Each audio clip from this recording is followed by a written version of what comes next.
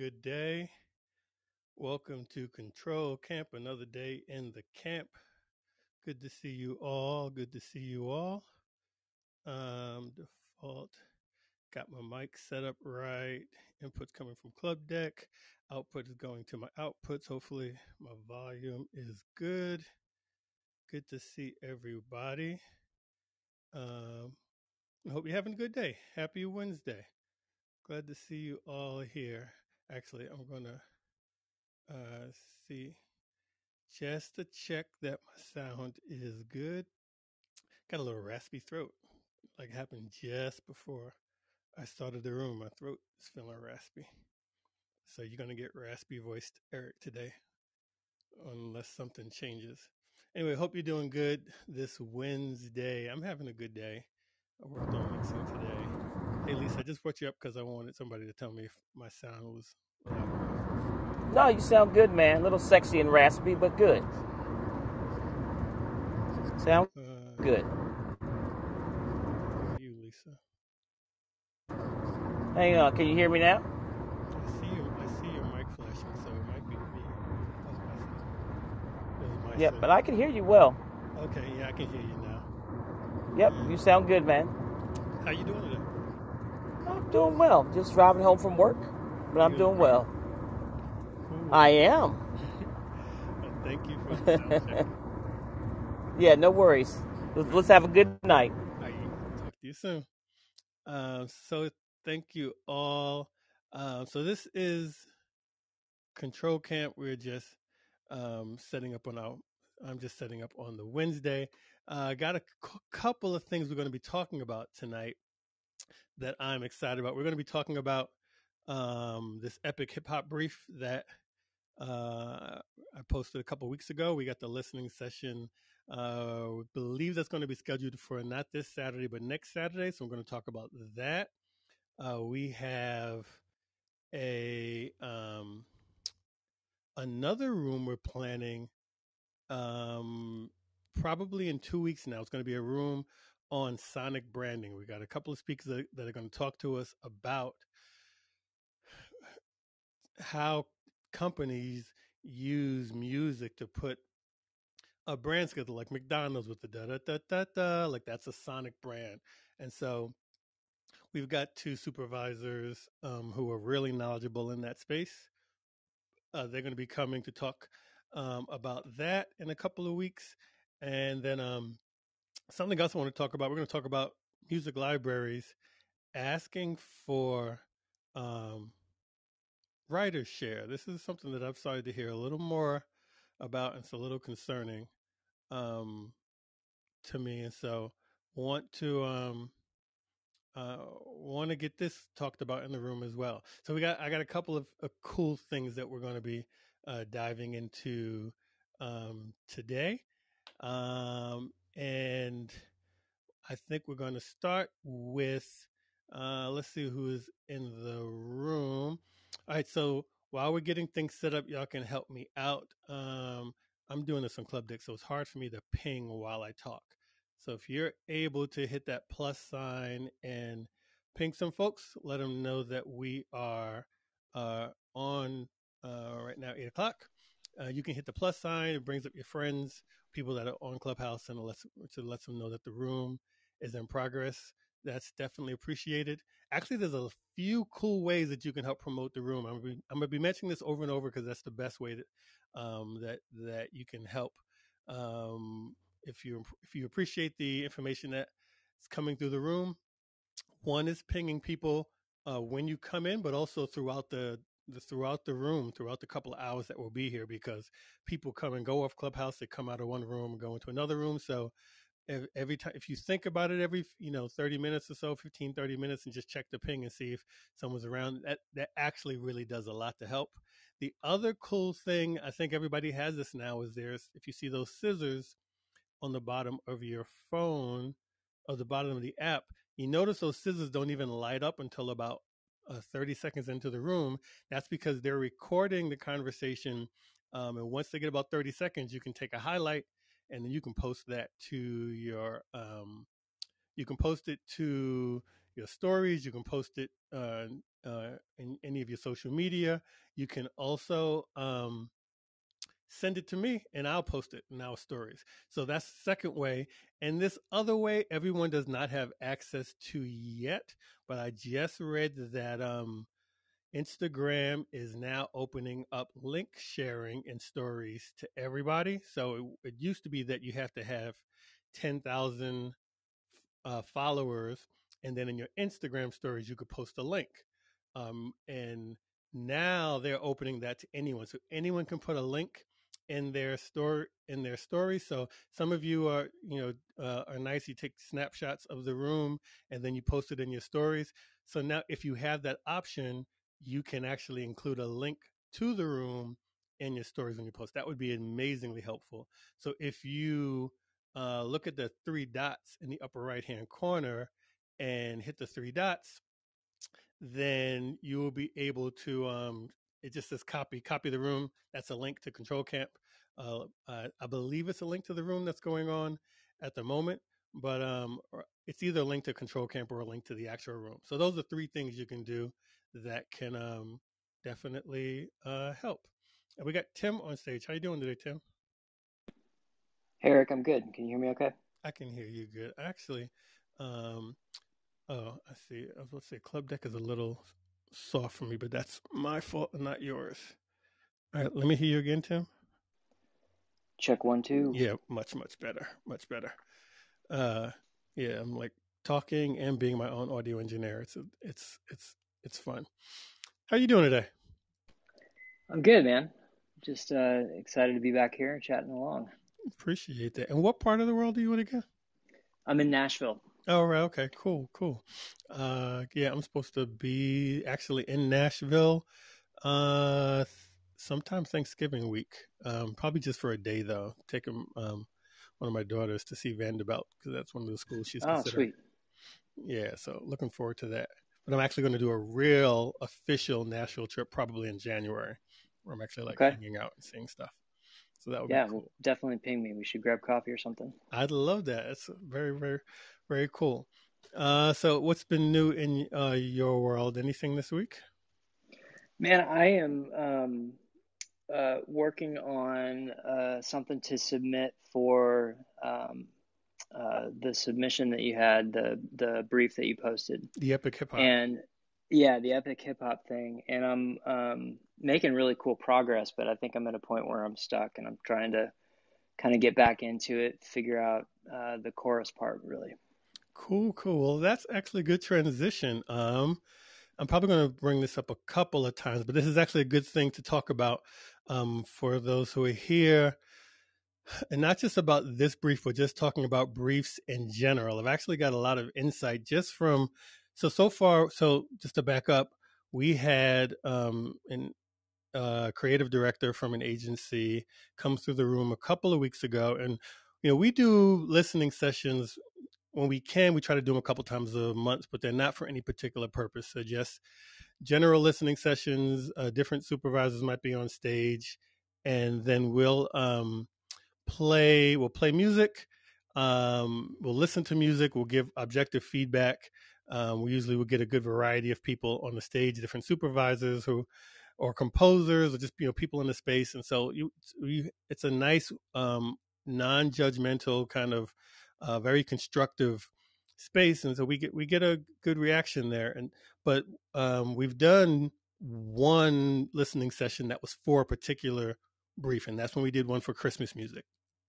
So this creative director came in a few weeks ago and was talking about that they really needed cinematic hip hop. They do a lot of live events for all the four sports franchises for NBA, NHL, NFL, baseball.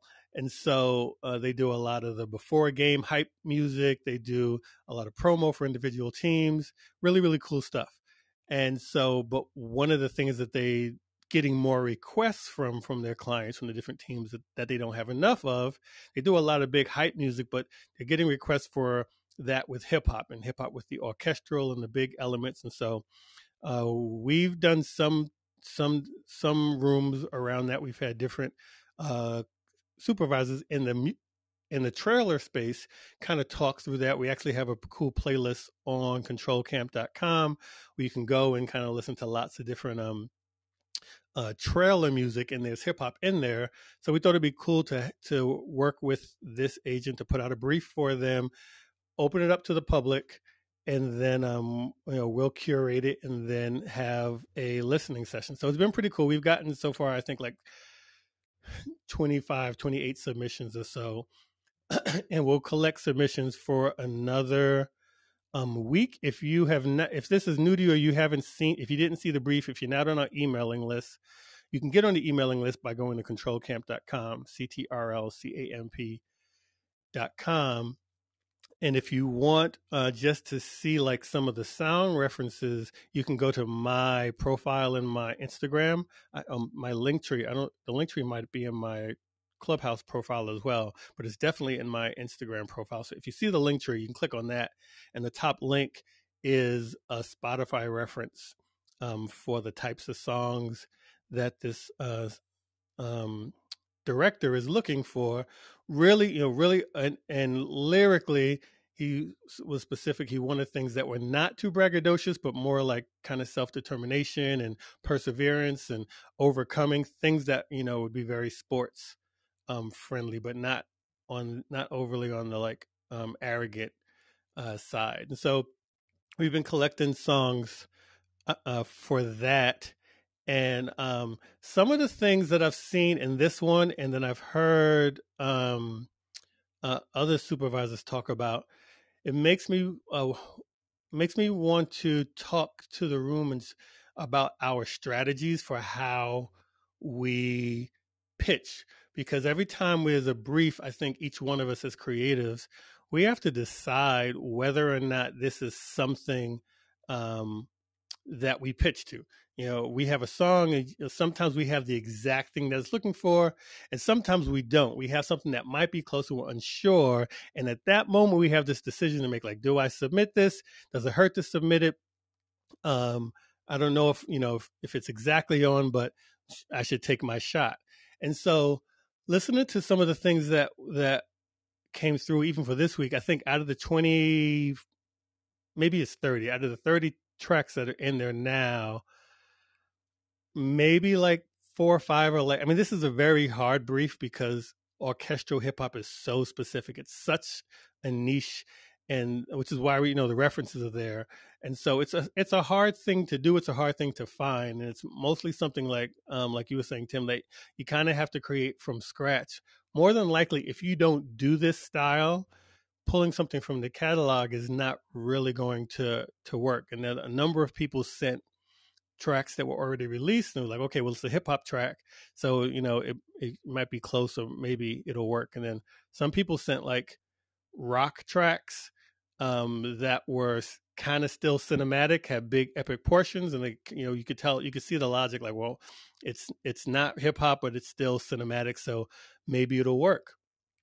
And so what I want to suggest to the room, and I'm going to kind of say how I feel about this, and then it's open, especially since we're all, like, everyone in here, I'm looking, has pitched at some point. So hand raising will be open. Anyone can come up and contribute to this discussion just about when to pitch and when not to pitch, and the mindset for this. But I think when I look at a brief that I'm going for, if I get a brief, like I take, the reference is everything. If somebody sends me a reference, especially if that reference is a playlist, if it's one song or multiple songs, then I'm really going to look at that playlist for a couple of things. I'm going to look at, of course, the production, how it's produced instrumentally. If it's a vocal song, I'm going to look at the vocal production. And if there's lyrics, I'm going to look at, like, topically what they're talking about, and see if I have something that hits all of those check marks. On if it's only some of them, then me personally, I'm going to think about, if there's any insight in the brief that gives me some guidance in terms of what they're asking for, what they're suggesting for. I will try to see if I check all the boxes, because the question of whether to pitch or whether not to pitch, I really believe it depends on how we individually are looking at the opportunity. Are we looking at the opportunity as the opportunity to get a placement? And if that's the case, then it's like, okay, why not throw a shot? Why not throw a dart? What's the worst that can happen? Or, so are we looking at the opportunity as an opportunity to get a placement? Or are we looking at this as an opportunity to solve somebody's problem? Because if somebody has taken the time to say, you know what, I am missing this in my catalog, and we've heard all throughout the last year that we've been doing these rooms that every supervisor says, one, they're inundated with music. They don't get enough chance to listen to all the music that's sent to them. They get more music than they can, than they can deal with. And so if somebody is saying, hey, send me music, even though I'm inundated, it's because I have a really specific problem. And so if I look at this opportunity as not an opportunity just for me, but an opportunity to help somebody and solve their problem, then me personally, I'm going to look very specifically like, do I have what they need? Can I make what they need? If not, should I waste their time in a hope, throwing a dart that maybe this is what they need, but let me throw this in the pot, because now they have to listen to it. Now they have to listen to something that they don't really have time to do. And so that mindset, I'm throwing out to the room, if we take that in, I think it makes us,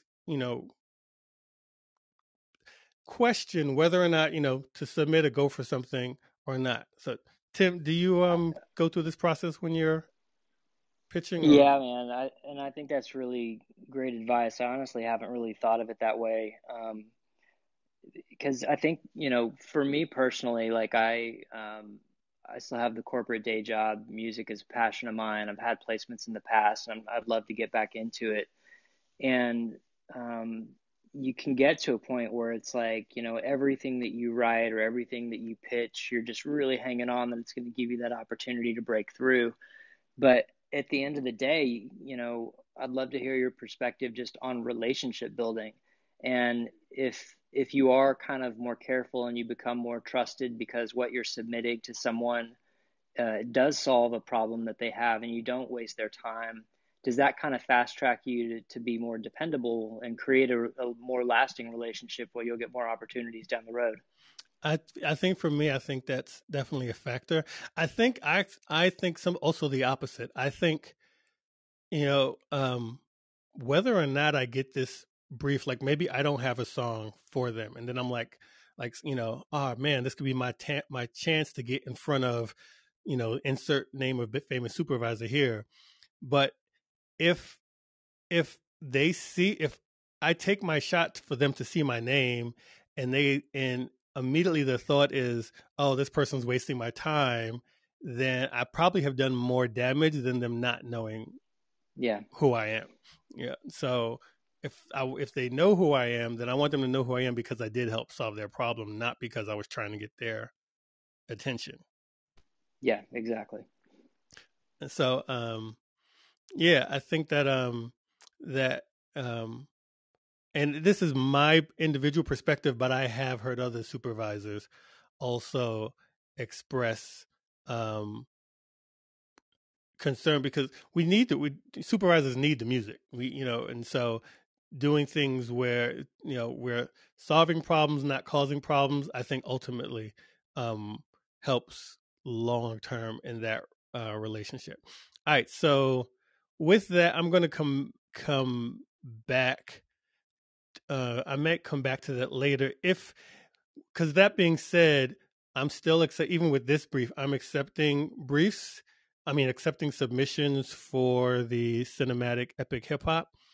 If you feel like if you have it, now here's a couple of things. The way that I talked to the director, I said, I think we're going to get some cool songs that actually hit, and then I think we'll get some cool songs where we can all benefit from the feedback.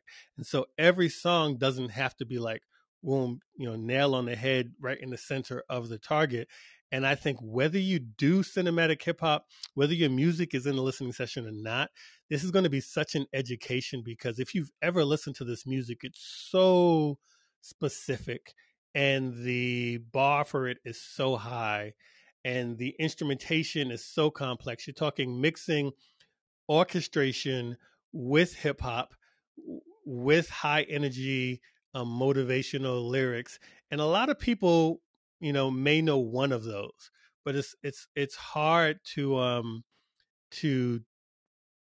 be really strong at all three of those because there's such a specific area of knowledge. So I think the opportunity to like have this director listen to the music, give feedback. We might get some other composers on the stage who can really share, what people who do it for a living, day in and day out, kind of share how they approach it, what VSTs they use, how they get their sounds to sound so big, what actually makes something sound epic. So regardless of whether you're submitting or not, I think when we do this listening session, it'll be hugely informative. So I definitely encourage everyone to come out. We're looking at doing it next Saturday, November the 10th. No, November the 3rd, I think that is. Hold on. November the 6th is what we're looking at. But we'll send out an email and post it to the stories just to confirm. If you're interested in just listening, looking at the brief or looking at the references in my link tree, which is in this profile or definitely in my Instagram profile, the very top link takes you to a Spotify playlist of like 3 or 4 epic hip hop songs that are really well mixed. That hit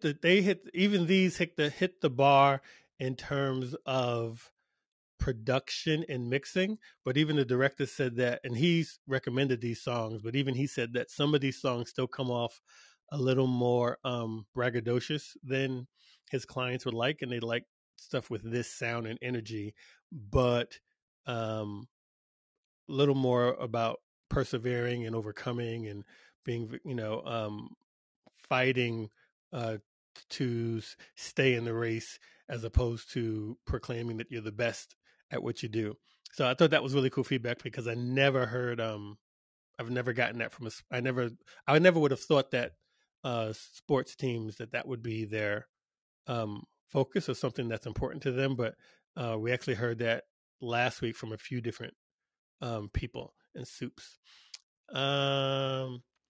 Okay, so we talked about that. We talked about um, the Sonic branding room, which should probably start. So I'll come back on the Sonic branding. So one other thing that, and I'm going to describe this, and then if anyone in the room has actually had this happen, I'm trying to do a survey to see how many people are affected by this. But I'm getting reports from a couple of people of music libraries um, asking for a piece of the writer's share when they're signing your music. I've heard of definitely one library that a number of us, I haven't used them, but a number of us are aware of, and I know a number of people who do use them.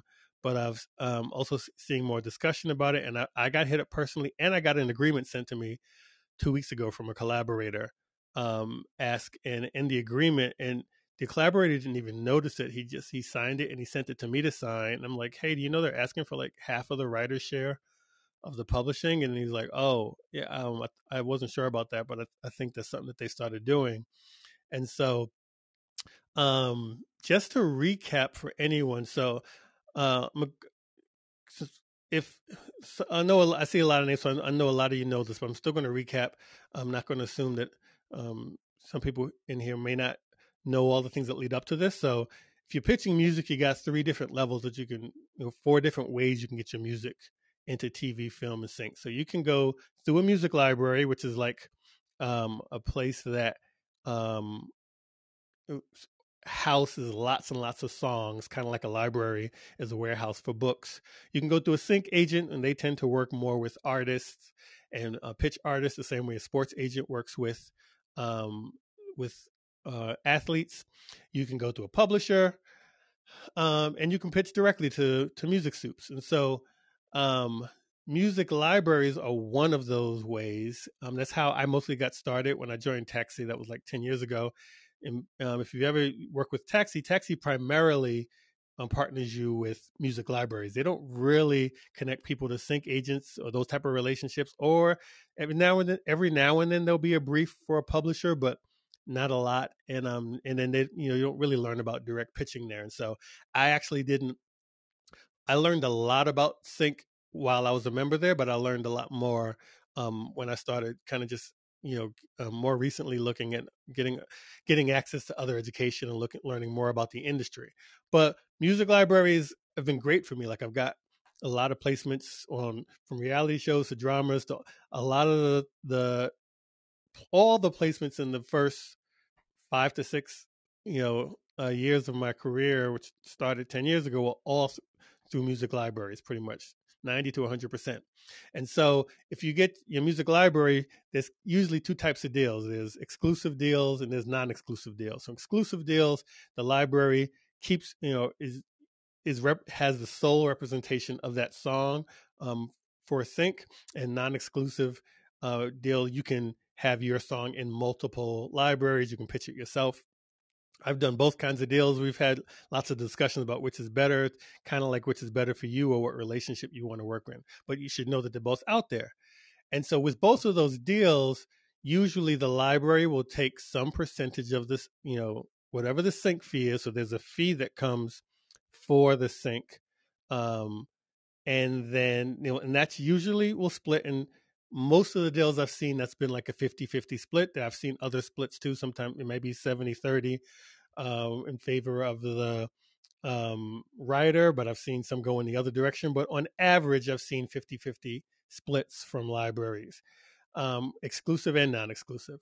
And then they'll also take a share of the copyright. And so if you don't know, there's two sides of this copyright. There is the publisher's share and the writer's share. And so publisher share is usually reserved for the publishers and those who are pitching the song and actually actively working the song. And writer shares reserved for the writer. And if you are representing your own songs, then you get both shares.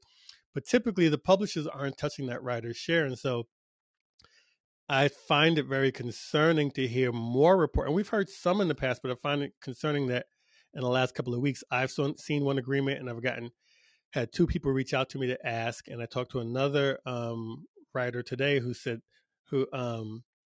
actually, I see Clint in the room. Perfect timing. Because Clint teaches a production class and has a whole group of students. How you doing, Clint?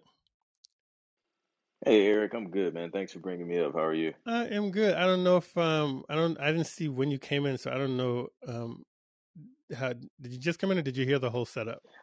I just came in like 2 minutes ago. I was just setting up the whole. I was just kind of talking through the you know from libraries to exclusive, non-exclusive deals, sync fees, and how the libraries will normally take some percentage of the sync fee. On average, I've seen like 50-50. And then how there's the copyright and there's the publisher share and the writer share. And typically, we've always kept all of the writer share. And in some deals, I've even gotten part of the publisher share and the publisher has gotten a percentage of that. But on average, usually it's been publishers get the entirety of the publisher share for the deals that I've been involved in, and then I will keep the entirety of the writer share. But now, seeing one particular library change their contract, I guess for newer writers, and ask for a percentage of the writer's share, and I've got seen the agreement myself.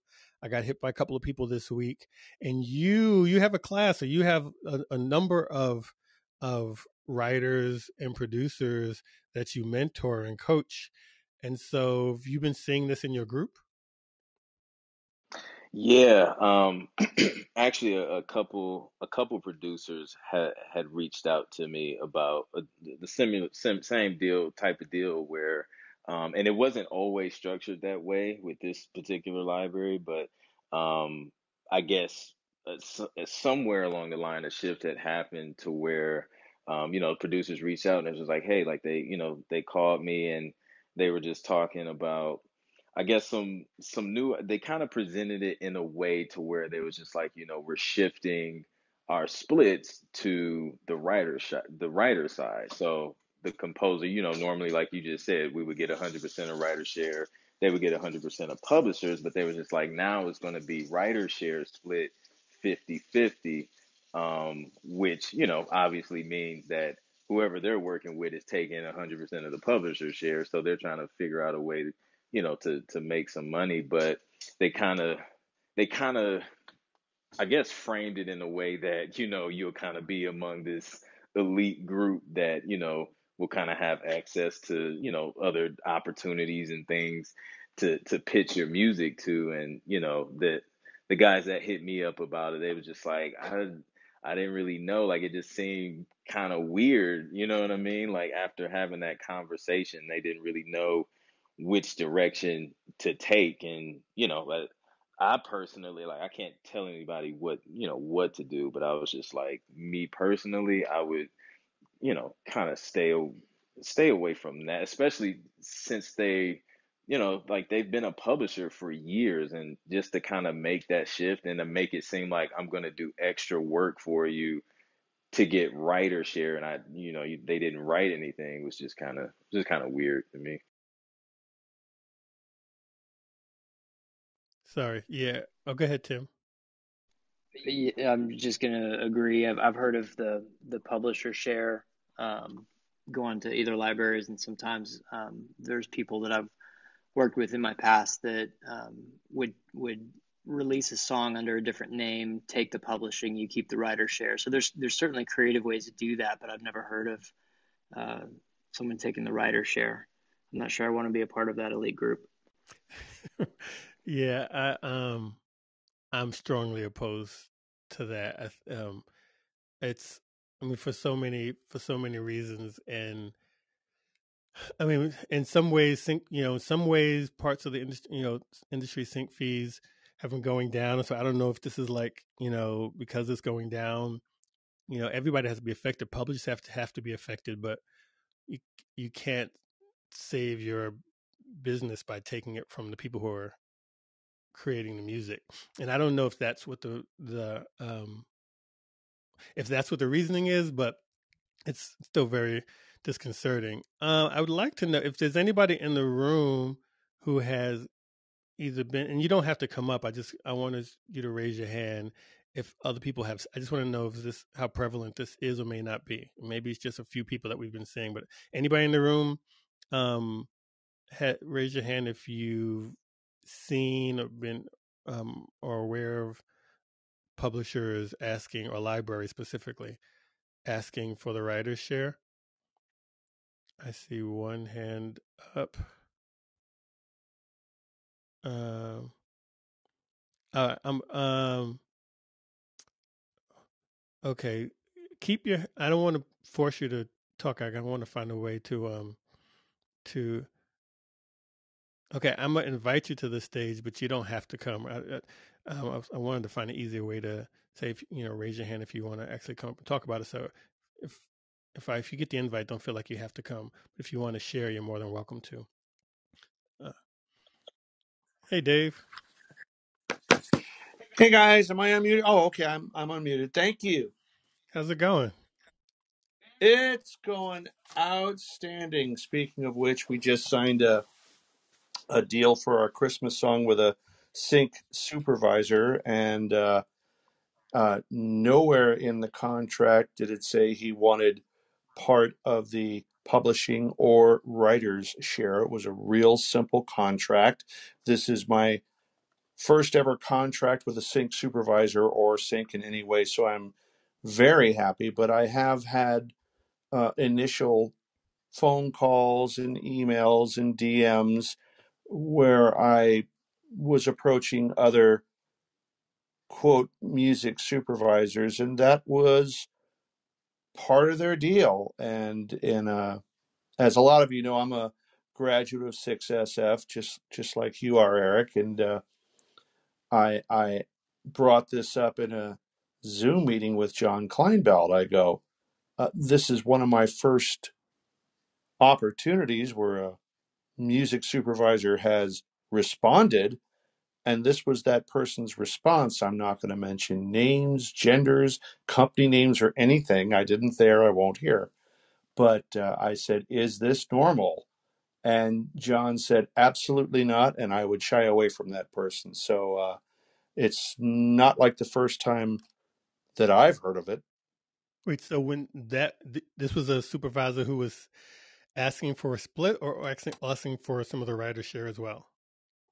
Uh, yes to all the above. And this was a person who was on a Zoom call that was orchestrated by people at 6SF. So this person was on their list of people to refer. And then this person, when I contacted them, came back with this um, request for upfront fees for services.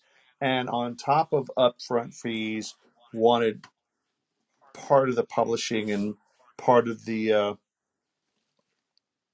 writing. And that's when I asked John, Oh, what's up? oh, and they wanted a fee too for them to Yep, shop your music. yep. Oh wow, yeah. Wow. Now I tell folks my daddy is from Augusta, Georgia, and he had all them Southernisms. Actually, I love it when you say you're from South Carolina because I always make the joke. Daddy's actually from Langley, South Carolina, which is right across the Savannah River from Augusta, Georgia. But most Yankees don't know where that is, so I just say Augusta, Georgia, where James Brown is from. That's But he had all these Southernisms, which had a lot of wisdom, and one of them was, boy, as you go through life, always remember there'll always be someone trying to get their hand into your pocket. that is a real talk. That is truth. Yeah. Yep. So crazy. Yeah. For the record, I live in South Carolina. I'm not from South Carolina. I know. Okay. I'm one of those Yeah. Yankees you were talking about. No, I'm just teasing. I'm from San Francisco, but every time I go down there, Memphis, Nashville, Atlanta, my wife has got her mouth on the floor. She's like, who did I marry? Because I fall into that Southern thing from being a singer. I love accents, and I don't even think about it. And everybody thinks I'm from down there, but it's like, no, I'm a Yankee. I was born in San Francisco. That is awesome.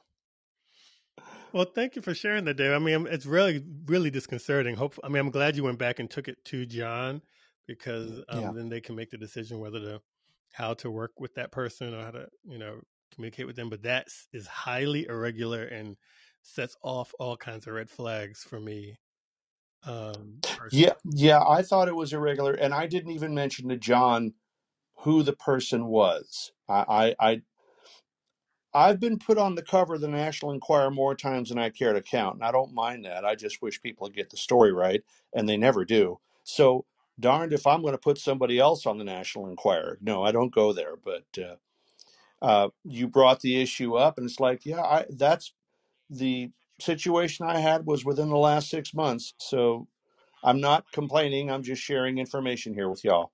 Oh, no, I appreciate that. And we do have to share. I mean, we have to share information, and it doesn't always have to be in a public forum like this. But I have my circle, and we talk about the libraries that we use, and we talk about the deals that we've gotten because a lot of times it's only like this illusion of everything has to be secret, and all the fees have to be secret, and that's Yeah. partly how the lack of information keeps us in a place where we don't know what we're due, or we don't know if this is a good deal or a bad deal. And then there's something in every industry, I think business in general, and not I think especially when you're like a contractor or an employee, there's something that always says, you shouldn't talk about the money. And I'm so convinced that it's the people who hire that put that out there because there's no benefit to us to keep this stuff quiet. It just keeps us uninformed, And so, Right. you know, if I know that, oh, you did the same deal that I got, and you know, uh, they they gave you a 1 year term, and they told me that it was only going to be in perpetuity. Like that's good information to know. You know, Yeah. those type of differences are out there. So you don't have to like stuff like that doesn't need to be shared publicly, but I think we all should get a circle. Well, that's what I'm loving about your platform and 6SF. It's where we all can share information, and we're not here to diss anybody, but it's like, that person offered you that person offered me this. That's not a match. Right. We need to know stuff like that. Exactly right. Exactly right. For the room, there is, if you want to know about what other people think of libraries, I think I've shared this once before, but not enough. There is a site, let me make sure I say it right. There's a site called Music Library Report, I believe is the name. I'm going to type it while I talk. It's called musiclibraryreport.com. It is a paid site. You have to have a subscription to it. But it's kind of, that doesn't seem to be it because I'm trying to type it and it's not coming in. Hold on. Let me see if I can find it while I talk. It's something Music Library Report. Oh, yeah, that's it. Musiclibraryreport.com. I must have just typed it wrong. And it's like a consumer reports for music libraries. People talk about, there's actually a discussion going on about writers share on there in their forums. And for a lot of libraries, this is for the library route. Remember, library is one of the paths. It's not the path to sync, but it's one of the paths. And but for libraries itself, if you get a deal, you can or you get a deal offer. It's a pretty good site to check to see what other people are saying. There's not a lot of information about that out. In fact, I can't think of another site where people, not even like a Reddit or anything that I know of, where people are talking about music libraries. And so, again, it is a paid site, but they normally do a big discount deal, like half off every year around Christmas time. They usually do one in the summer and one on Christmas. So if you go to the site and check it out, I think you can do things like pay for a month at a time. Like they have a lot. I remember them being pretty flexible. Like you can do a year subscription, you can do a 3-month subscription. If you just want to check out for a particular library, I think you can even get like a month subscription. You can do pretty short terms, just to get it. Eric, it looks like email sign up as well, and I bet they would send out their discounts. Yeah, oh yeah, the email sign up is free. Good point. Yeah, and then so you can get on their email list, and then sometime as the December approaches, they'll start sending the emails out for their holiday special. That's usually a good time to join if you're looking at uh, um, music libraries. Cool. All right. Mic is open. Any other comments or thoughts from anyone else on stage or off stage about this particular topic?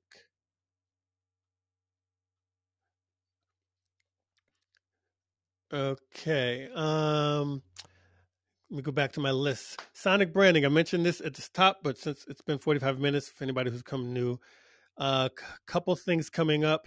We talked about the Epic Hip Hop Brief. We are going to be talking about sonic branding with Mike Boris and Steve Keller. We're looking at doing this room on November 10th. I'm really excited about it. Both of these gentlemen, are really knowledgeable about music for brands. So sonic branding is coming up with the 3, 4, or 5 notes that identify a company. When you hear those notes, you know what company they're talking about. So if you hear da da da da da, which was totally out of tune, you'll know that that's McDonald's. Or if you hear different sounds, and so there's actually it's a big process and a really large budgets involved, like sometimes into 7 figures to create these 5 notes. Sometimes we're struggling making 3-minute songs for $250, and then this 5-note song might be worth 7 figures if you're the right person creating it. And so they're going to kind of talk about this world, which is only relatively new to me. I got the chance to work on a brief a few months back. It was my first time, but it was totally enlightening. Just the thought process. There were people. I was part of a team, and there were people on the team who had done a lot of these, and so they were able to share a lot of information about the whole psychology between how do you actually approach. It's not like really just it's not like picking out random notes. Like the company has to feel good about the music that you're making, and they've got a whole psychology of what they're thinking. Even things like we talked about this before, but like Teslas and electric vehicles that um, don't really generate sound like engine cars do, but the government requires them to artificially manufacture some kind of sound if they're traveling less than, I think it's something like 30 or 40 miles per hour, so that so that pedestrians don't step out into the street because they don't hear a car coming. And so they actually had to create these sounds, and different Volkswagen, Audi, different companies actually use different composers. One company, I can't remember which one it is, maybe BMW, actually hired Hans Zimmer to create um, some of the either the, I don't know if he was involved in the engine sounds or some of the in car sounds that were playing uh, while the car is moving. But this whole thing is a huge industry with really, really big budgets. And just like every part of sync, all of these lanes have their own rules and how they operate. And so trying to have conversations with people who operate in different worlds of sync. You may never ever work in that world, but we should all, know what happens. Which is why, like with the epic hip hop, you might never do epic hip hop, but you should know about it, and you should, because there's some really big budgets in that niche, and so you should know about it. You should know what makes it work, what makes it so valuable, and then you can decide for yourself whether that's something you want to participate in or not. So, sonic branding will be coming up. We're looking at, it's not 100% confirmed the date. We're definitely doing the room, but right now I think the date we're looking at is the second week in November, second Wednesday in November, so that's the 10th. But by next week, that will be confirmed.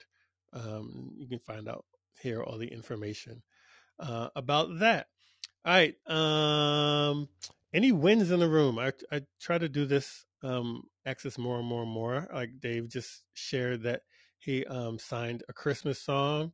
I know we talked last week with people who've had some of their first placements, and so I want to take a minute every week and just check and see um, um, if there are any sync wins that anybody wants to. Now, these wins can be, I got a placement. It can be, I signed a deal. It can be, I made a new relationship. Hey, I reached out to somebody cold, and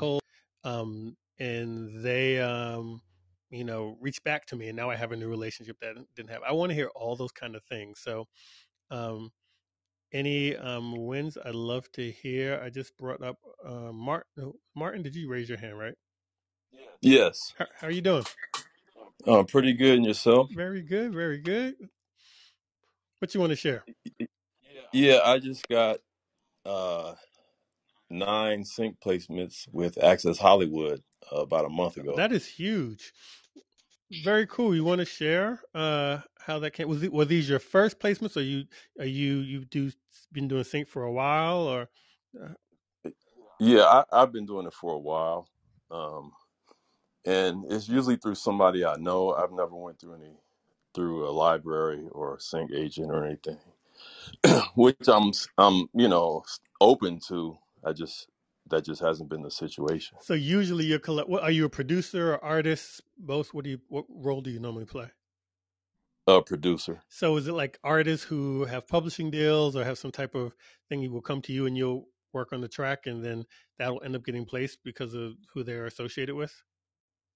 Well, a friend of mine I've been on, wow, for years. He produces as well, and he's been doing the sync placements long before I have. And at one point, he was needing more and more tracks for music cues, and he asked me, did I have any? And he, a lot of them got picked up, and then we just been working together off and on since then.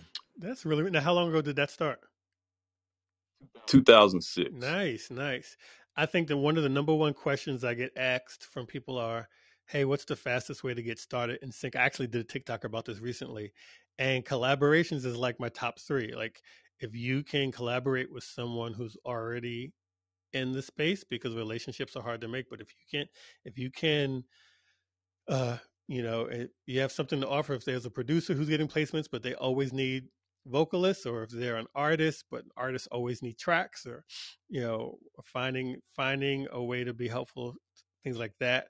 And um, often, not always, but a lot of times, as you're helping them, their relationships can become your relationships. And so, you might have the opportunity to pitch directly to that person, even outside of your connection, just just by nature of having worked them, and they see your name on the split sheet, or what have you. So very cool. So through them, you did, not was it 9 songs with the same artist that ended up on Access Hollywood?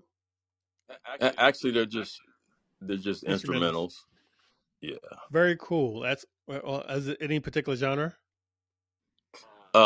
Hip hop. Very cool. And is that what you mostly do, or do you do other genres? No, I do other genres. My main genre is R&B and hip hop, but over the years I've learned to do other genres: pop, acoustic pop, EDM, cinematic. Nice. What do you find? What have you found? One particular genre getting more placements than others? What do you find? What's your top genre Um, personally?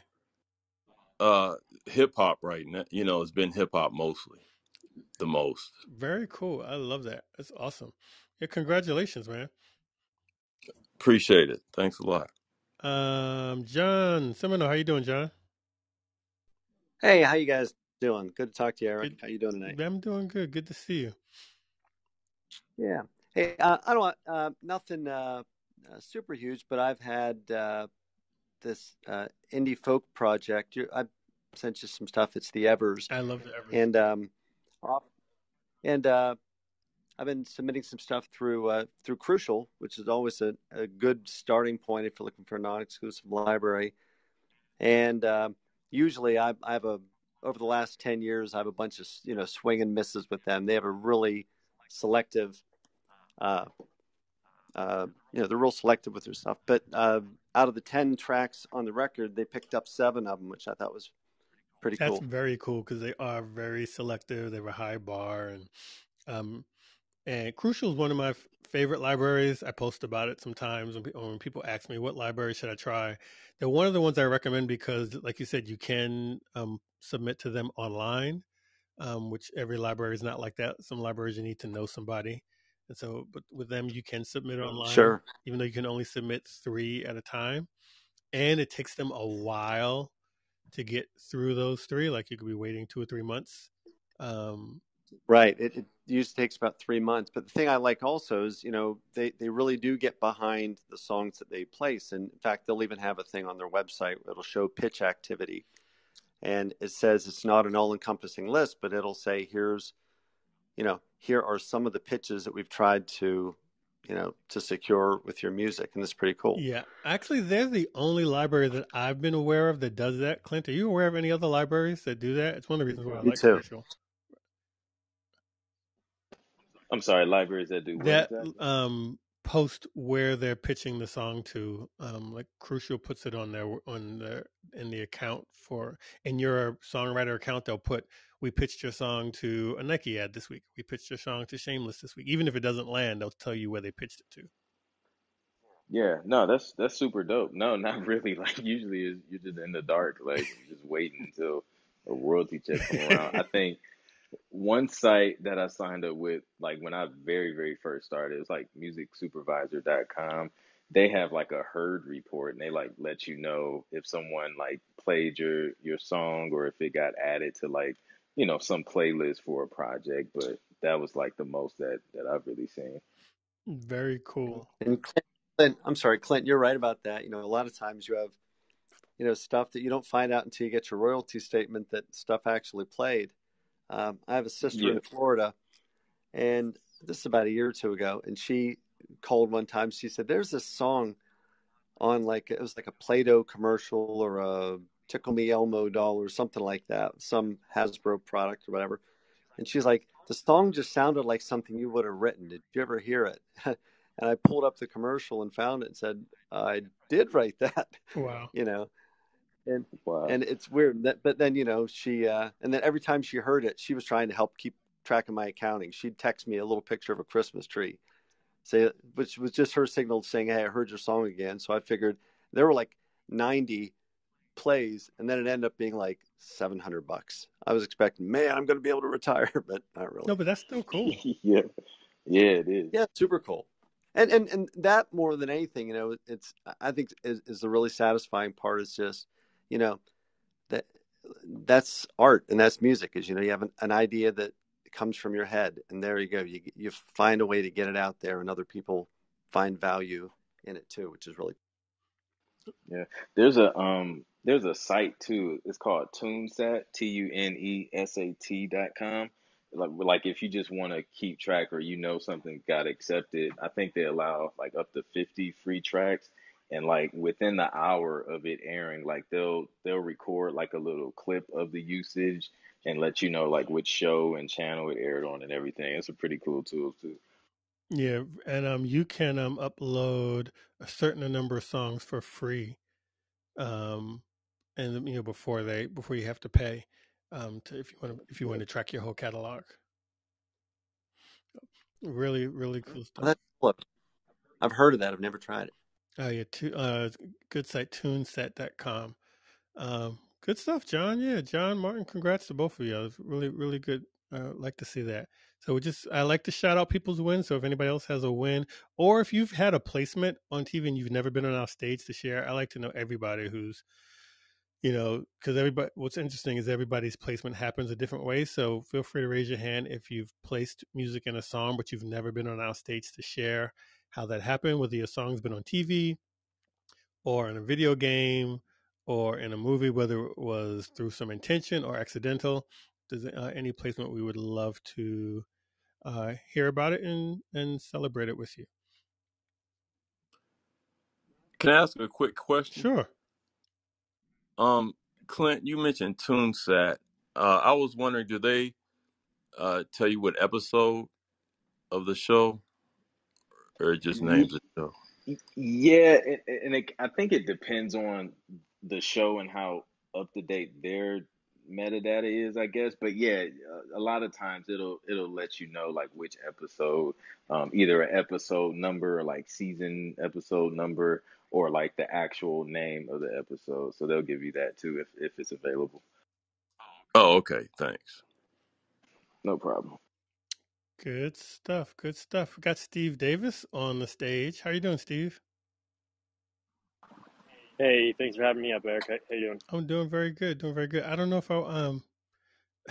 we've been talking about what we're working on, but I haven't been saying too many specifics because I don't want people blowing up DMs and stuff. So, but you actually were here before, so it's okay if we talk more about it. Yeah, man, it's your room. Whatever you want to do. Well, I'm just here. so we've been talking about this epic hip hop brief, and if you were here 2 or 3 weeks ago, Steve actually walked in and said that one of the things that they were really looking for was for a lot of their clients who are on all the major sports teams, leagues, is hip hop, but epic cinematic hip hop. So it's got the orchestral, it's got the really really big sound, and so we've been doing the brief and collecting songs, and so we've been talking about that. If you were not in the room at the very beginning when we talked about that, and if you're on our mailing list and you got the brief, if you did not, you can see a playlist of the song references in my link tree. There's about 3 or 4 songs in the Spotify playlist that show what Steve is looking for, and then we're setting up a listening session. Ideally, should be the week after next, but we'll confirm all that in an email um, uh, to the people that we've received. So far, I think we're almost at like 30 submissions. So really, really cool. If you want to know more about that, you can check that in the link tree. But since you're on stage, Steve, one thing we were talking about earlier as as somebody who, probably gets lots of music, I mean, you're involved in not just the music side because you're involved in the video side and all things, but I imagine you still get hit up with a lot of music requests, or people sending you music or asking if you accept music. Does that, your DMs and inboxes get filled with that type of stuff, or does that not, um, have you not been affected by that way?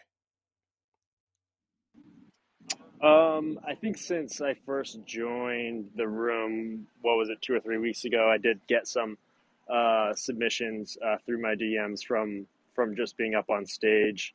But traditionally, no. Most of the stuff we find is stuff that our music supervision team seeks out.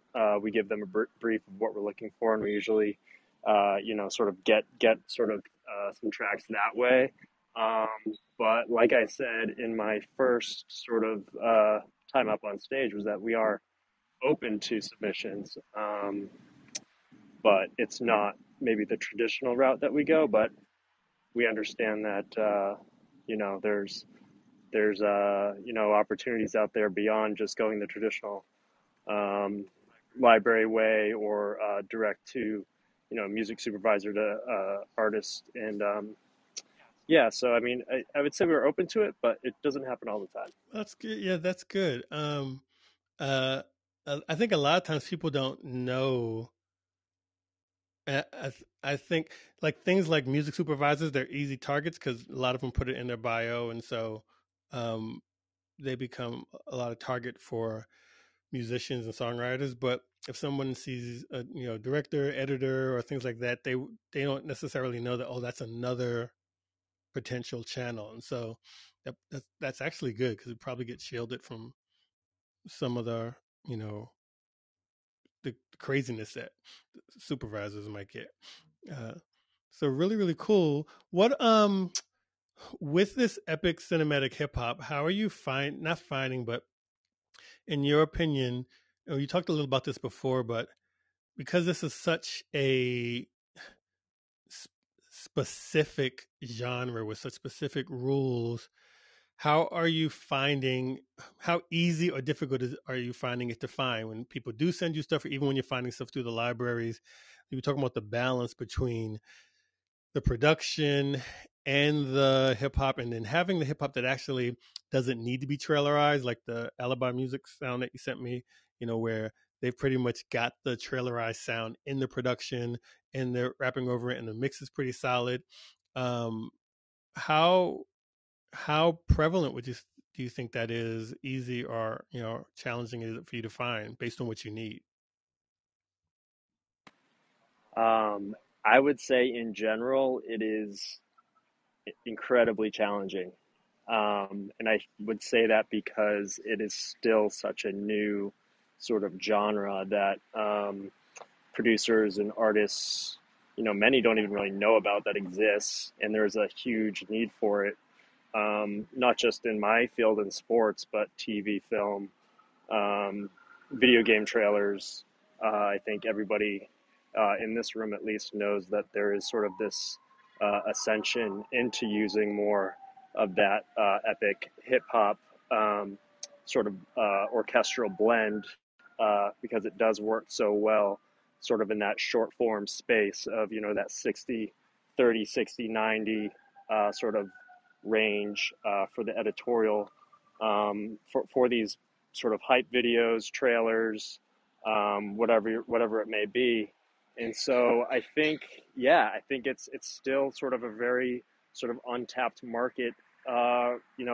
Still, I mean, I think it really sorted to kind of pop up in the last maybe 1 or 2 years, but I mean, it's still so fresh. I think we all know who Vo Williams is.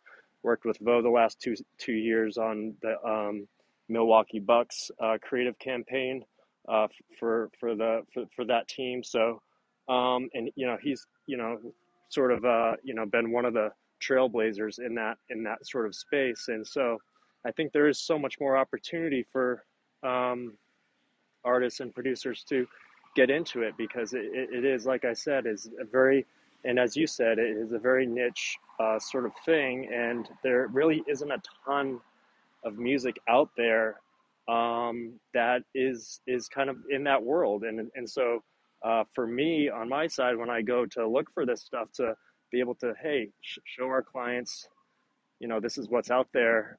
It has been very difficult to find tracks in that space that feel and have that punchiness to them. And I would say the Alibi album I had shared with you, I would say is the closest to what I have been able to find in terms of off the shelf, where the production is right there. It's on point. It has all those big trailer rises, dropouts, and suckbacks and hits and all those things that you would expect to hear in sort of a trailer-esque hip-hop track. I think some of the tracks that we have found where artists are trying to get into sort of this genre and space is that the hip-hop lyrics and sort of cadence is fine, but I think the production is lacking in some of these library pulls that we have found where they are trying to kind of merge themselves into the sort of trailerized hip hop realm. But I think the production on some of these albums that I found seem to be somewhat lacking. So I would urge anybody listening that, there is a huge market for this stuff, but I think if we could keep sort of a focus on making that production bigger and just more cinematic and balls to the wall crazy, then I think there's going to be more buy-in from our clients. Because I would say the sports clientele that we work with, it's not, I mean, yes, we've done campaigns for Nike and Adidas and all those big shows, but those are very few and far between. Our bread and butter is these professional sports organizations that may or may not have they don't have $1 million in the bank to throw down on a big track. So or even let alone customizing something specific that would, would work in terms of pulling something off the shelf. Hey, can we, spend 20, 30 grand on, bumping this up and making it, customized to what we're trying to do. So I think referencing that Alibi album is a very good example of something that has all those big moments already built into the album itself, and then again could just be licensed right away and implemented right away into the creative without having to go down the custom composing route.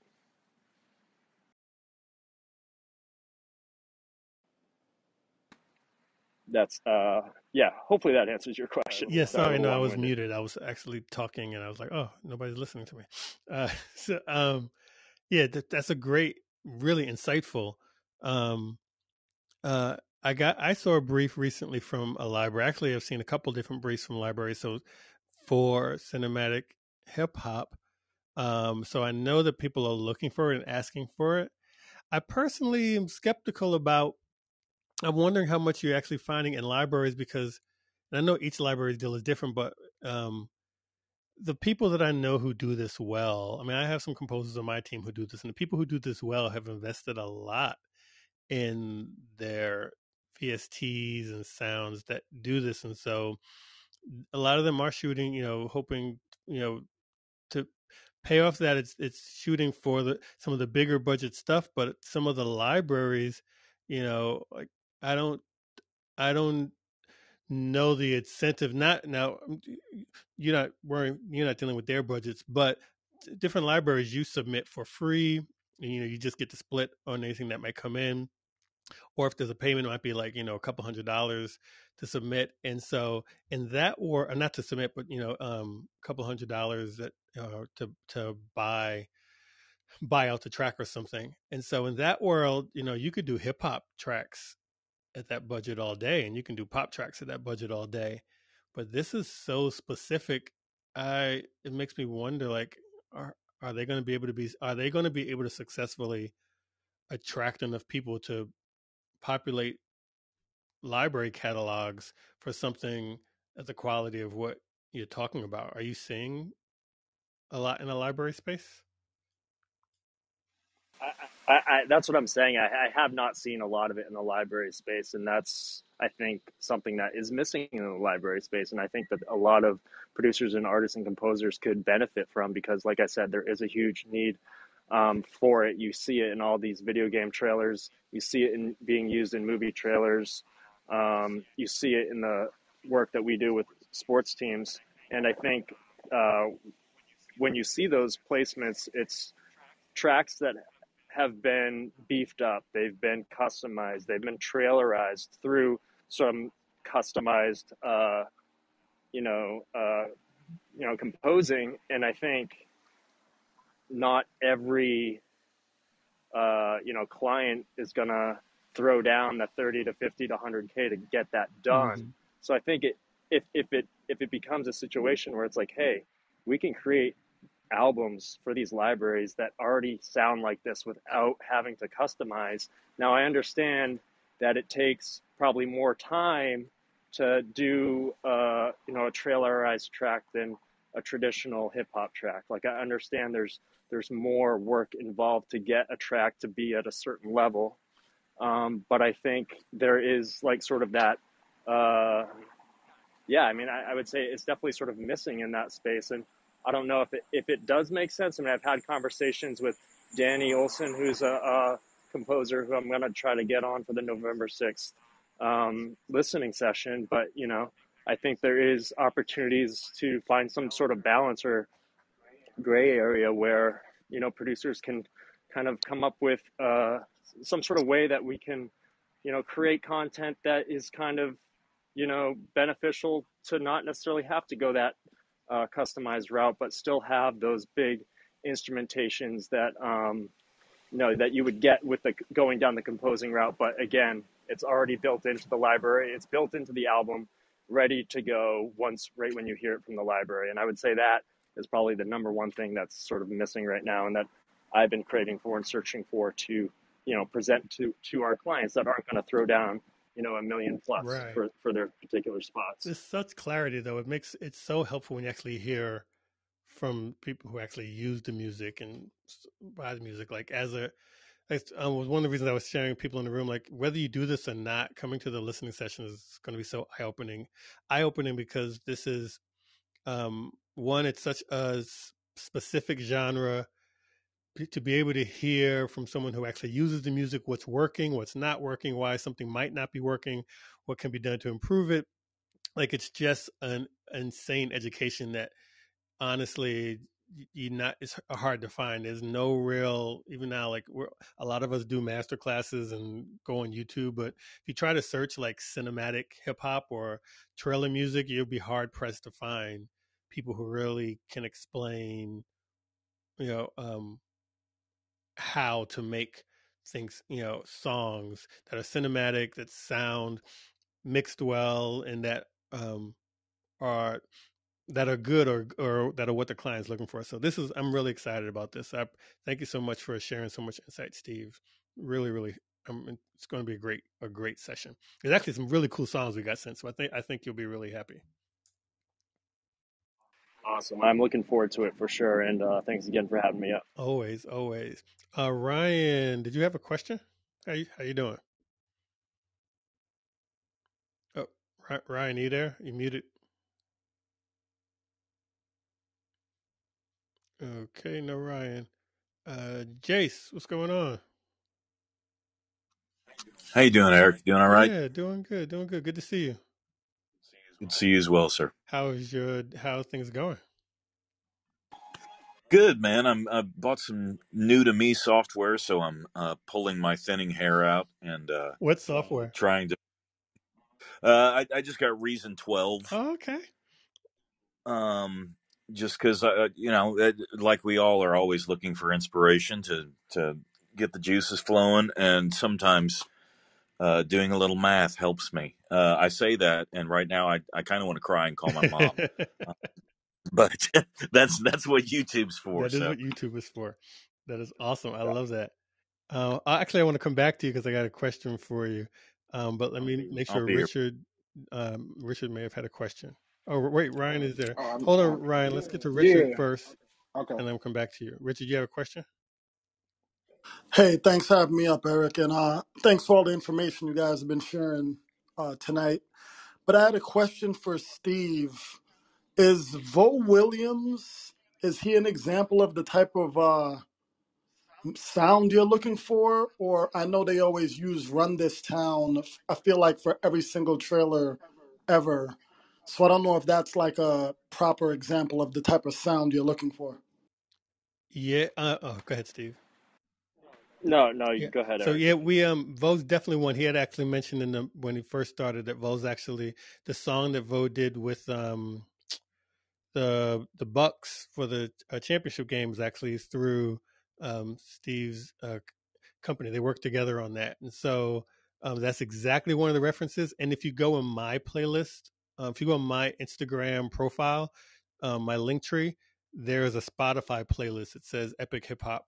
And that includes Vo's song, a couple of songs from a company called Alibi Music, and somebody else's song is in it. But there's like 3 or 4 songs that totally represent the epic hip hop that he's looking for, including Vo. So check that out.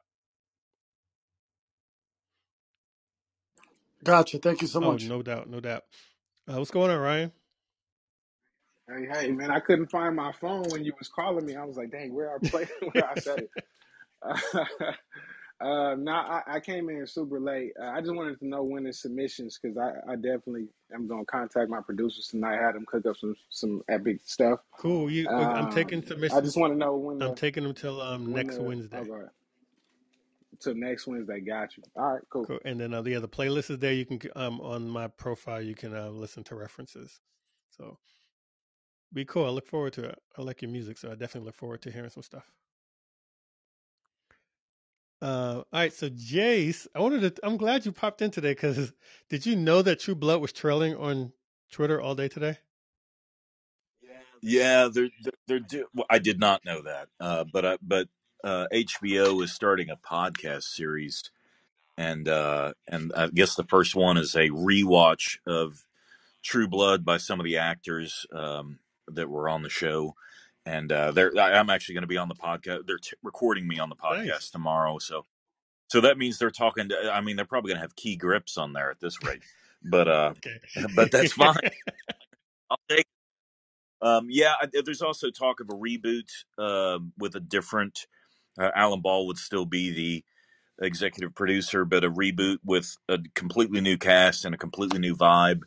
Um, I think that cast was predominantly mainstream white, and they pushed some boundaries. But I think in this reboot, they're going to maybe have a little more Latinx community involved, and so I don't know what's going to happen. It's all in the nascent stages, but yeah, it's cool, man. Exciting. Yeah, so on Twitter today, I didn't know that that's what it was linked to, but for whatever reason, everyone was going like their favorite um series ever from HBO.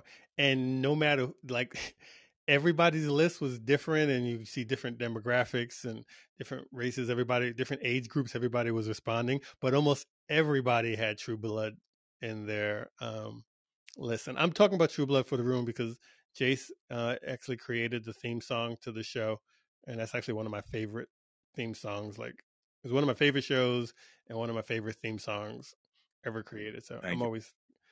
I always Well, join the room. it's Halloween. It's Halloween this weekend, so I get super popular for about 2 days. That is awesome. You should like. Do you put out a pumpkin and have like a speaker playing the song when the kids walk up?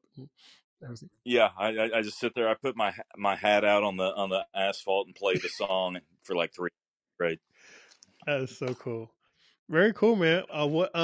So you're doing the podcast. What else are you working on? I know you said before that you guys were you working on other sync stuff, or you got some collaborators because you're in Nashville, right? Yes, So I you have am. like a I am. team, or like you're creating new catalogs and stuff, or what's I've got a guy in Norway that I work with a lot. He's a guitarist and composer and vocalist, phenomenal. I've got a guy here in Nashville I work with a lot, and there's a few female artists in town that I work with when I'm doing sync stuff. But honestly, most of the time I'm out here in the woodshed by myself. But yeah, I just finished the new EP that'll be coming out end of the year, beginning of next year, and I'm actually talking to a mutual friend about maybe doing some work together. So we could talk about that somewhere else. love it, love it, love it. Well, always glad to have you here, man. Always. Thanks for having me, buddy. And Delay, did I pronounce your name right? And did you have a question? Good day, everyone. Yes, you pronounce it well. Everyone is How good. are you doing?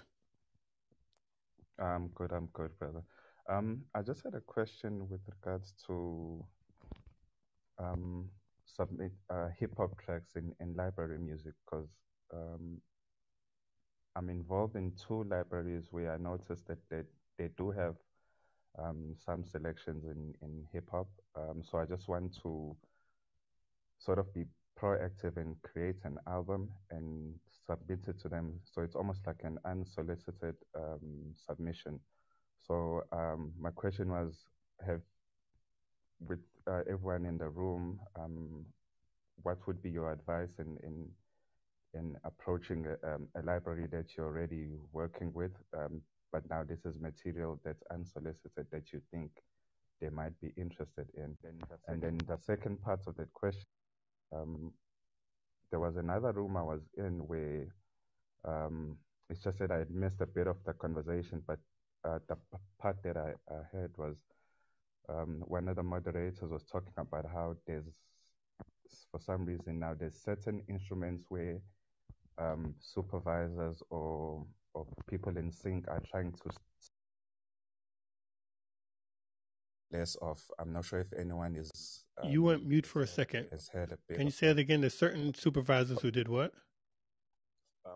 I was saying that there were certain supervisors who mentioned that there's certain instruments in tracks that they try and steer away from. So, for instance, they mentioned they now looking for less piano and strings in the type of music that they look out for in sync.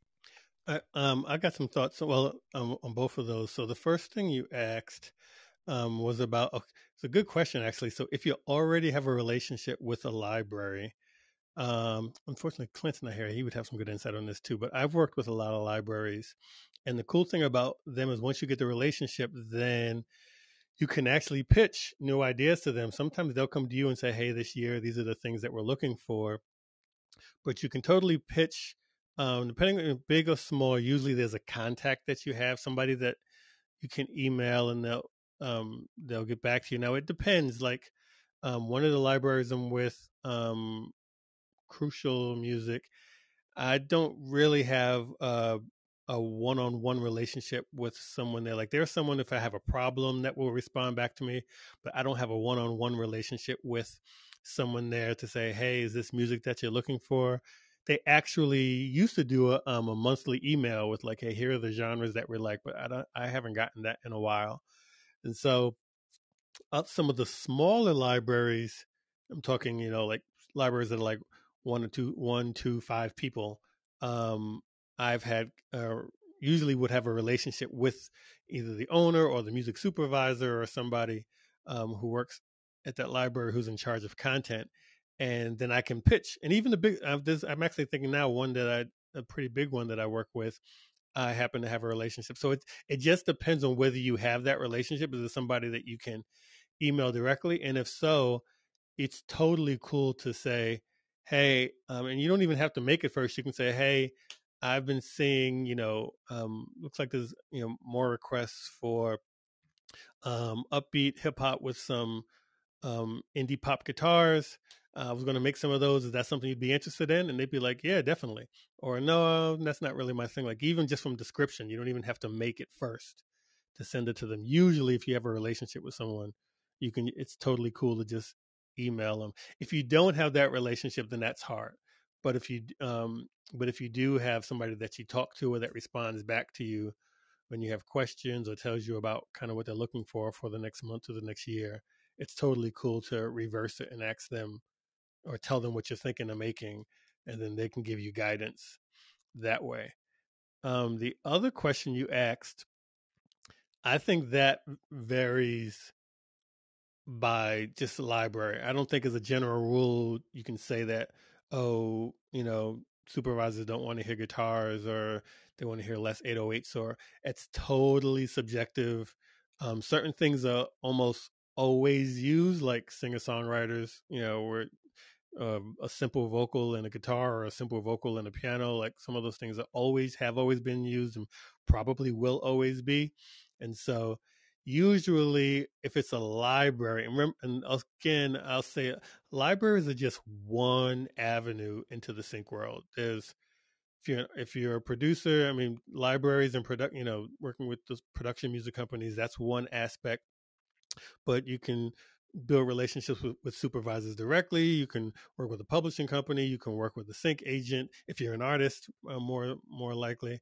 Um, and there's other pitching through, some of the new tech companies that are coming up. So there's lots of other things. But for libraries, they all build for the year based on trends that they see. And so if one library might say, you know what, we've got all the acoustic indie singer songwriter that we need. We don't need any more this year. It doesn't mean other libraries don't have enough. It just means they are, that still might be in demand in lots of places, but it's also the most popular music being submitted. So a lot of libraries have lots of singer songwriters with guitar and a vocal, or a piano and a vocal. But whatever you're hearing from them is just the feedback from that one company. Totally, you could find another company that maybe might be newer, or just has they have a different proportion of music in their library, and they might need more of whatever it is you make. So libraries are cool that you can kind of shop around, um, and being in one helps you approach others because you can say, I already have music in this library, which usually means I kind of know what I'm doing. I work in the space, and so you tend to get more responses once you're in one. It's easier to get in some others. So did that help? Yes, it did. Yes, it did. Thanks. Thanks. Cool. Awesome. Thanks for the question. Psychosis came on the stage. What's going on, Psychosis? Hey, what's good, family? How y'all doing tonight? Very good. How are you? Good, man. You know, living a multi-life dream, as I always like to say. Grinding, been working on some new music, so I'm excited about that. And always good to share the stage with you guys and hear some new face or see some new faces and hear some new stories and get good information about this thing. Always good to see you. Hey, Steve, was responding to you, but you actually made me think of something else I wanted to say. Steve Davis, you still there? Yeah, I'm here. Some of the submissions I got, well, that's a couple. I got a couple that were, they weren't hip hop. They were more like rock or rock pop, but they were still kind of epic. Really, really big, wide guitars, lots of taking up all the space. Very, very, epic, but epic rock or epic pop. Are those things that you use at all? Yeah, so that's what I was trying to get at is like we don't exclusively just use hip hop. It is sort of it does kind of lean towards hip hop, but we do use rock and pop um, tracks that have been sort of have that element of infused orchestral trailer elements for certain spots. So I didn't want to sort of narrow it just for hip hop. If you want to open it up to other submissions, please do.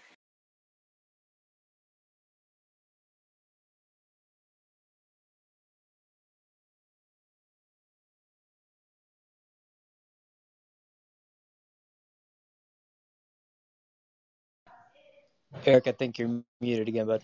Sorry, thank you. I asked a question and I was sitting waiting for an answer. so, um, so Steve, that's really really helpful. So epic pop, epic rock. Now with like movie trailers, you probably wouldn't do like the dark pop since you have more sports focus. Would that be true?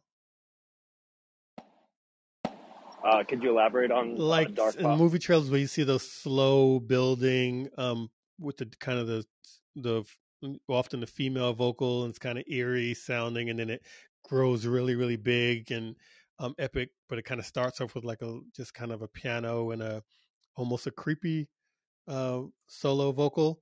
uh Yeah, no, we actually have used something exactly like that for the Tampa Bay oh wow. Buccaneers. the past 2 seasons. So yeah, definitely. So like, I mean, our spots are short, but we also like to build a story. So it's not like 0 to 100 in 2 seconds. We do like to sort of create that atmosphere and that build and that mood. And I think, using, things like that to what you said, where you're just starting off with a piano note or a guitar riff or something that builds into something bigger. We're definitely All looking right, for. cool. Yeah, so we can expand that. We can bring in some epic pop. We can do the epic. Like I said, I got some epic rock submissions. We can do dark pop. So all types of cinematic stuff. So if you've got stuff like that, you can do the same submission. You can submit to the same link on controlcamp.com. There's a submit link. Right now, the only option there says Epic Hip Hop. I'll just change. You can still submit to that, even if you have something that's Epic Pop or something. I'll change the label so it's more generic. So it'll say just Epic. It'll say Cinematic Epic Brief instead of Cinematic Hip Hop. But feel free to to send in things for that. I see you. That's perfect, Oh yeah, Eric. I'm glad you said that. Really, really cool. Yeah, male or female Awesome. too. Good to know that too. That's great. Eric, can I ask a Go quick for it. question? Are you just accepting songs with vocals, or can they just be That's a good tracks? question, Steve. What's your answer for that? What could you elaborate a Are you little bit taking on what you mean? instrumental submission? Would you want to instrumental tracks, or are primarily you looking for songs with vocals?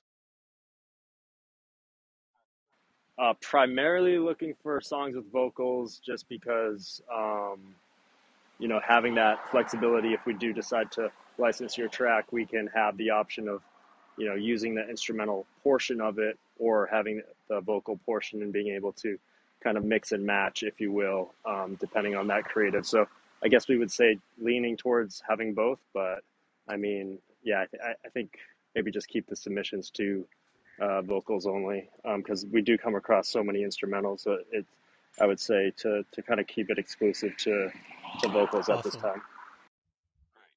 Great, thanks a lot. Cool. Good. I'm so glad you stepped in, Steve. That really helps. I think that we'll be able to even bring more cool music. So I'm glad you came in today.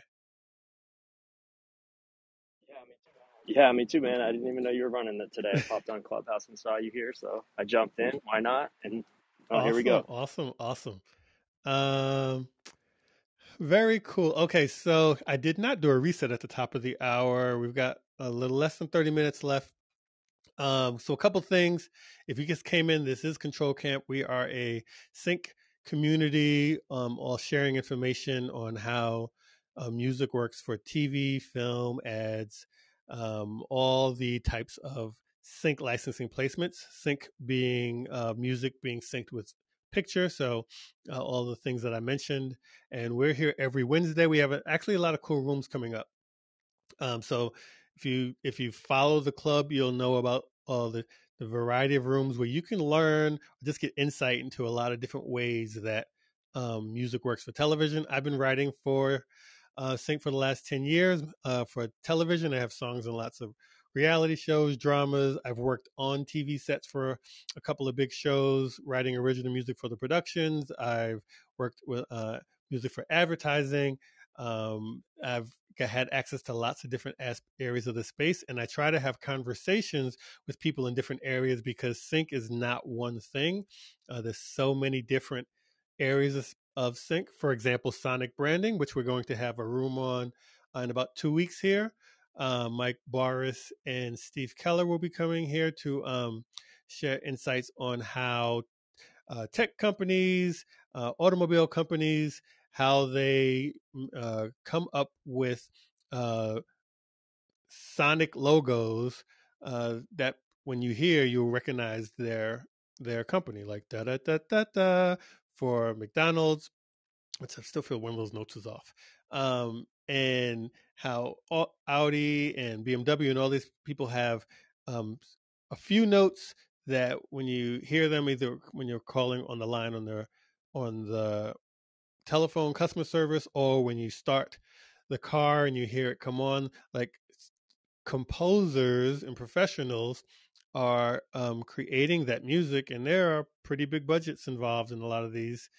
Sometimes as much as like seven figures to create these few notes, and so it's a world that a lot of us don't know about. And so November 10th is where we're looking at. I'll confirm that over email over the next week.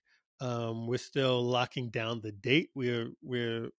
We have Mike and Steve are committed to the room.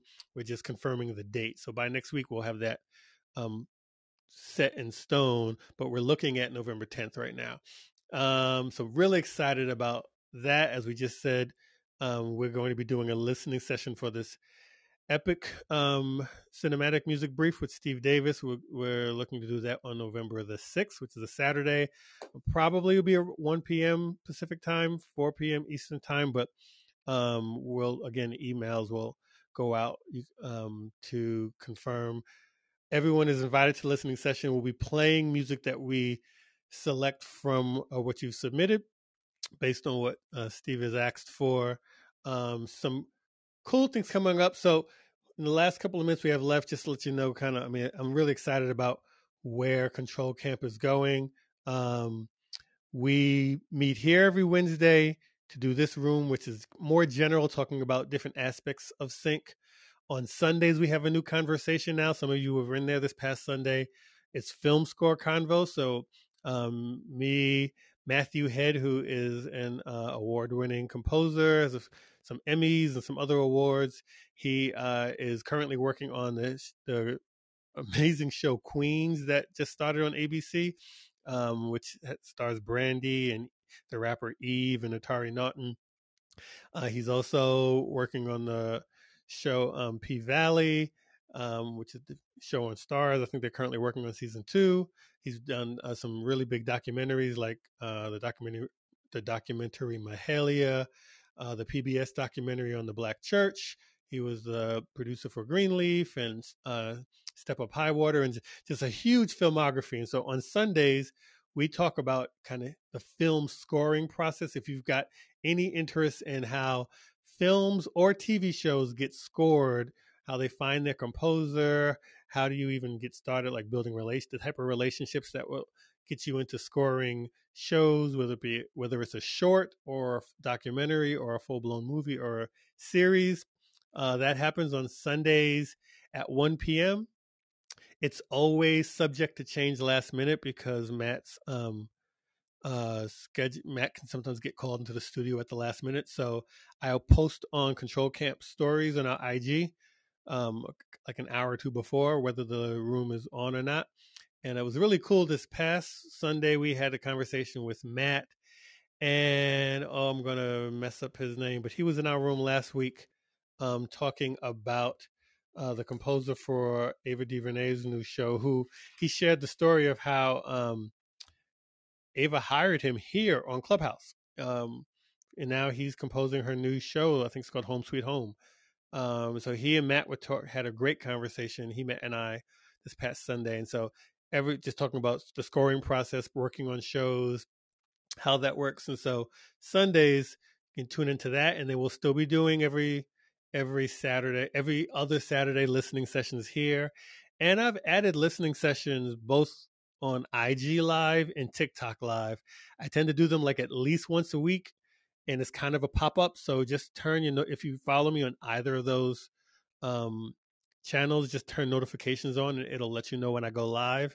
And when I go live, you can send in music, and you can get it reviewed on the spot, or if you have any other additional questions. So lots of cool things coming. And the thing I'm most excited about is that we will, within a couple of months before the end of the year, we're going to have a home for Control Camp that is off of Clubhouse. We'll still be doing Clubhouse rooms, but we will have our own social network that we can log into, that we can post briefs on, that we can do listening sessions on. We can have private Zoom calls on. It'll be a real community that we can all participate in. It will be a free community with free education and free submission opportunities.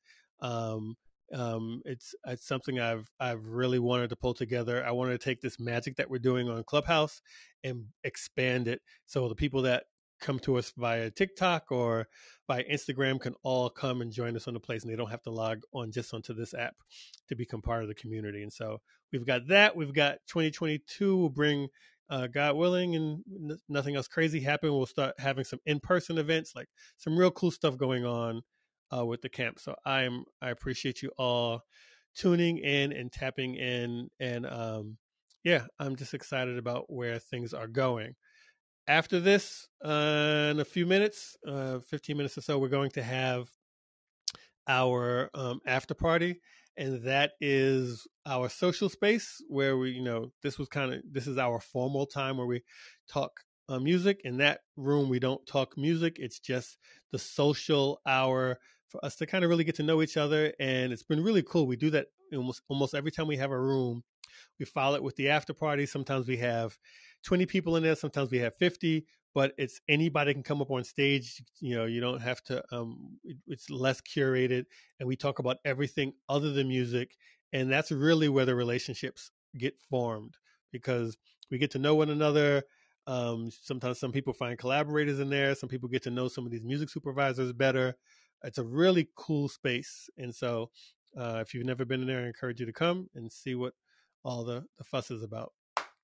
All right. What else is happening? So for the last 15 minutes, it's just an open mic. So feel free if anybody wants to come up, even if it's just to say hello, raise your hand. I'm looking through the room. We're kind of all family in here anyway. So mic is open. Hand permissions are raised. If you got questions or just a comment, just want to say hi. Janae, how's it going? It's going great. How are Doing very good. you? Doing very good. Good to see you.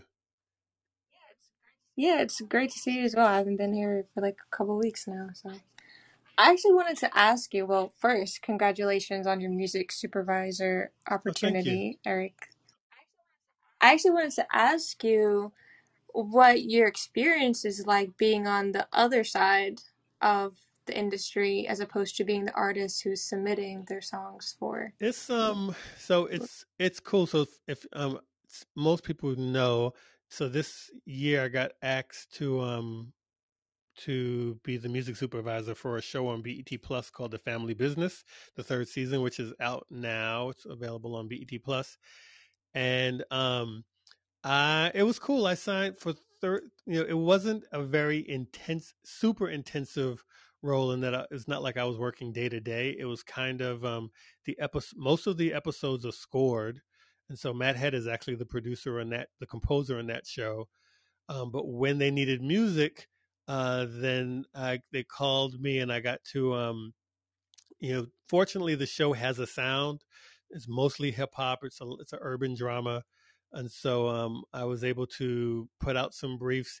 And what I did for this one, since I knew that I never knew when they would call, and whenever they did call, they always seemed to need the music like the very next day.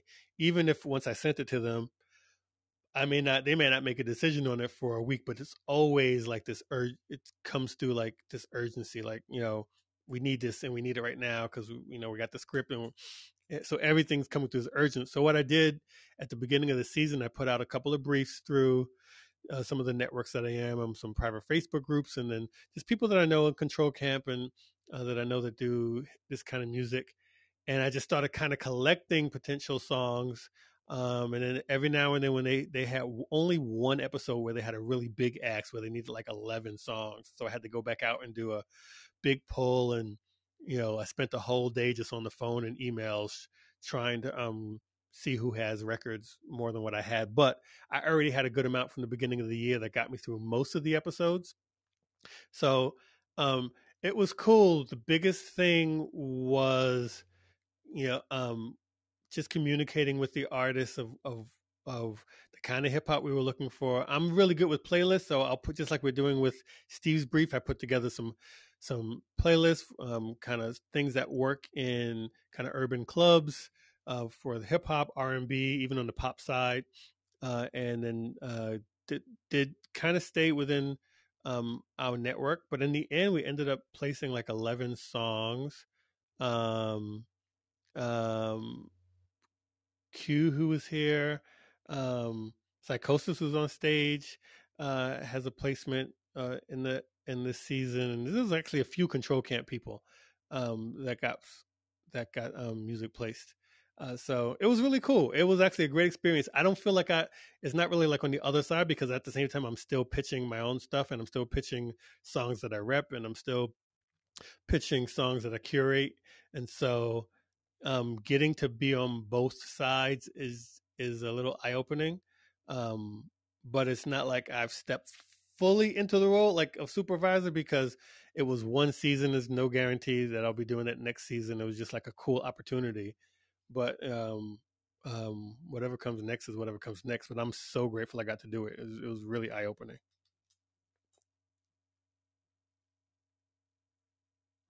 Yeah, I got a question. Yeah, I got a question. Go for it. Actually, for Steve, and I don't know if you guys addressed this earlier. Um, so, Steve, you working with sports and sports teams.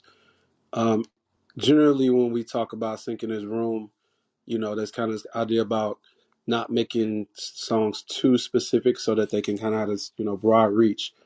But working with teams, Steve, do you ever see a need for people to like make a song for a specific team, or is that something that you would be, looking for in this particular situation, or is it better to just keep it in general about the sport or the affiliation in general? Um, I have not yet come across a team that has actually, that's not true. We're working with an NBA team right now that is asking, we have a track picked out, but they're actually asking us to reach back out to the artist to rewrite and re-record lyrics that are specific to that team's brand. But I would say 99% of the time it's mostly sort of generic uh, based. I guess the best example I could give you would be like the Vo Williams track "History in the Making" that we used for the Milwaukee Bucks last season. That was originally, I believe, made in part due to the George Floyd riots and everything like that. But we had actually used it for the Milwaukee Bucks to kind of set the stage for their championship run. And it actually worked really well. The team kind of utilized that history in the making branding across all of their departments through broadcast, social media, etc. And so they actually ended up winning the championship that year. So it was like a big storybook ending. And then Vo was brought back this season to write a custom-ish track based around the team itself, but he worded the vocals in such a way that it could be licensed in other areas. So he wasn't dropping Giannis's name or anything specific to the team, but it spoke about, the ideas of teamwork and rising above, all the keywords that you would look for in sort of that sports sort of essence of creating a track that works to sort of that particular genre. But I would say, unless a team reaches out to us specifically about custom lyrics, that typically doesn't happen. What about Steve? Songs that reference details of particular sports, or that use basketball analogies or phrases, or football. Like, is that Yep. good or bad? Yep. I would say that's good for sure. I'm trying to think of the artist right now. I can't think of it right now. But yeah, there are instances where we have utilized tracks that have, yeah, that specific sport sort of infused into the lyrics, and that can definitely help for sure. Cool. Good to know. Very good to know. Good question, Psychosis. Yeah, great. Awesome. Awesome. All right. Any other questions from the audience? Comments or questions from the stage? Looking to see if there's something that I did not talk about that I wanted to talk about. All right, cool. We might transition early into the after party. Um, yeah, Steve, thanks so much for coming by and sharing insight on the brief. We're looking forward to that on November 6th. That's going to be awesome. Yeah, man. Thanks for having me up. I'm happy to have contributed a little bit more insight into what's upcoming, and we can broaden that search out to beyond hip hop. I think that'll help get a little bit more flavor and submissions into the listening session. So I'm looking forward to that. Thanks again for everything, Eric, setting us all up and being the great moderator that you are. We all know it's a difficult thing to do on Clubhouse, and you just do it so efficiently, and you're really great at it. So keep it going, and we're excited to all sort of hear and see where Control Oh, Camp goes thank you from so here. much. But I really really great work. appreciate that. It means a lot. And thanks to everybody else. John, Martin, Jace, always good to see you. Psychosis, always good to see you. Appreciate all of you for contributing and sharing in the convo. If you're not following Control Camp, definitely hit the icon that looks like a house.